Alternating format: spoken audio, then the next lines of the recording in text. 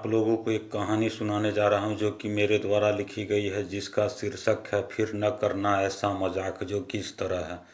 एक बार जब राम अवतार जी और उनकी धर्म पत्नी तीर्थ यात्रा को जा रहे थे तो एक सुनसान रास्ते में उन्हें किसी बच्चे के रोने की आवाज़ आई। जब पास जाके देखा तो कपड़े में लिपटा एक नन्हा सा बालक बिलख बिलख कर रो रहा था। उन दोनों ने चारों तरफ जोर जोर की आवाज़ लगाई, लेकिन कोई वहां नहीं आया। तत्पश्चात उन दोनों ने उस बच्चे को गले से लगा लिया। आज वही नन्हा सा बालक अमन के नाम से जाना जाता है। आज वो अपने परिचय का मोहताज नहीं है, क्योंकि उसने मेडिकल की परीक्षा में अव्वल की उपाधि धारण की है। वह मेडिकल की परीक्षा में ही नहीं, पिछले कई वर्षों में जो जो डिग्रियां धारण की है, सब में उसे अव्वल की उपाधि मिली है। आज सारा शहर अमन के लगन मेहनत का बखान किया करता है। अमन के माता पिता दोनों को अपने लाडले पर गर्व है, लेकिन दोनों में एक बात को लेकर भेदभाव है कि राम अवतार जी का कहना है कि अगर अमन हम लोगों से दूर जाके पढ़ाई नहीं करेगा तो वो अपने पैरों पर खड़ा कैसे होगा, वो आत्मनिर्भर कैसे बनेगा। माता पिता का हाथ अपने संतानों पर हर वक्त नहीं रह सकता।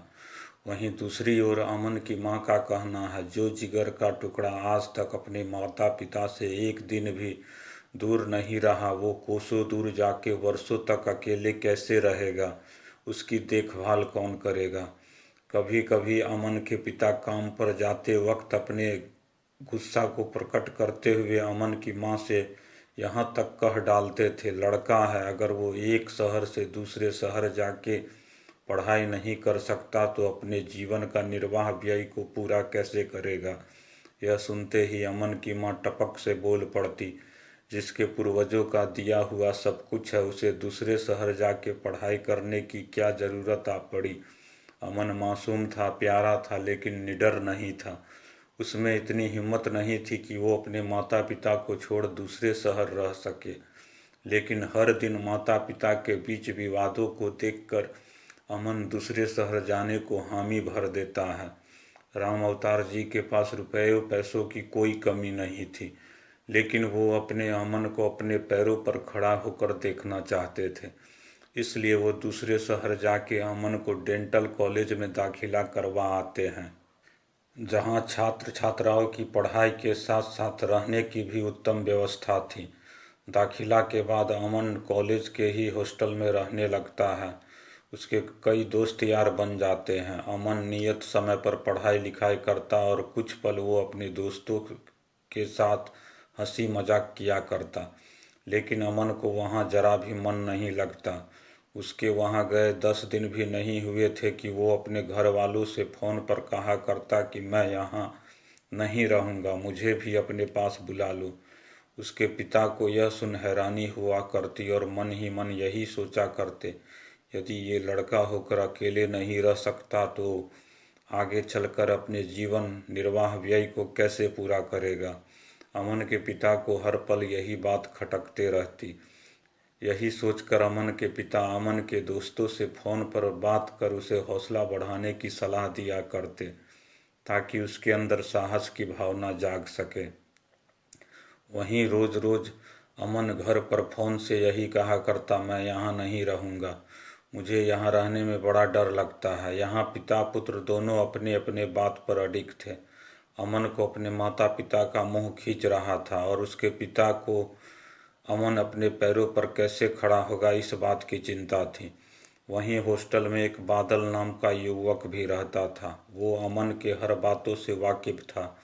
एक दिन वो अमन को वहाँ से हटाने के लिए एक तरकीब सोची, जिसके तहत आधी रात को बादल अमन के कमरे में धीरे से घुस जाता है और दो वास्तविक इंसानी कटे हाथ अमन के बिस्तर के दोनों ओर धीरे से रख देता है। जब कुछ समय बाद रात्रि को अमन अपने बिस्तर पर करवट लेता है तो जोर जोर से चीखने लगता है। जोर जोर से चीखने की आवाज़ सुनकर हॉस्टल के लोग वहां आते हैं और देखते कि अमन के पूरे शरीर का बाल सर से पांव तक सफ़ेद हो गया है। यह सब देखकर सभी हैरान हो जाते हैं। तुरंत डॉक्टर को बुलाया जाता है। अंत में पता चलता है डर का खौफ ऐसा था कि जो उसके पूरे शरीर के बाल को सफ़ेद कर गया। पूरे मामले की जांच पड़ताल होती है कि आखिर ये किसकी शरारत थी। अमन के माता पिता उसे लेने को आते हैं। उसी वक्त पुलिस बादल को पकड़ने आती है। बादल अमन के माता पिता के चरणों में गिड़गिड़ा कर दया की भीख मांगने लगता है।